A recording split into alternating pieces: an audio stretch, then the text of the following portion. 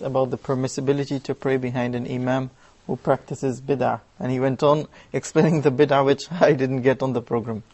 I do remember asking the brother to give us a glimpse over what kind of Bida'ah, because the word Bida'ah is plural of Bida'ah, which is an innovation. And this is a very broad term that covers so many things. Some of the Bida'ah are definitely disbelief. Disbelief itself is an innovation, because Allah the Almighty informed us that He created everyone in a state of the pure nature. Is willing to accept the truth.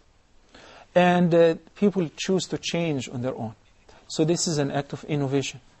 In Islam, in every religion, what causes people to deviate from the straight path is just innovations. So it depends. What kind of innovation you're talking about? Some of the innovations, such as when somebody adopts the idea that the Quran is not the word of God, rather He created it like He created everything else. This is a bid'ah, or an act of innovation, which would cause the person who believes in that to disbelieve.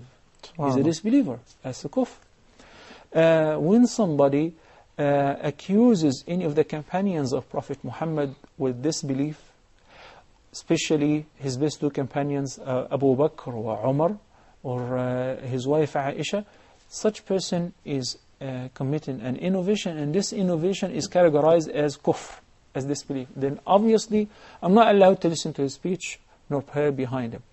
But there are some other bid'ah which are innovations that affect the validity of the deed and its acceptance, but the person is still a believer, such as when somebody insists on pronouncing the intention prior to making takbir. The Imam says, I intend to pray Dhuhr Jama'ah 4 rak'ahs.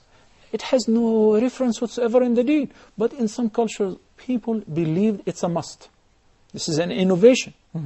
But it doesn't mean that his prayer is invalid, or it doesn't mean that you're not allowed to pray after him. Same thing with some people insist on making qunut in one single prayer, which is Fajr prayer, for instance, relying on a view of Imam al-Shafi'i, for instance.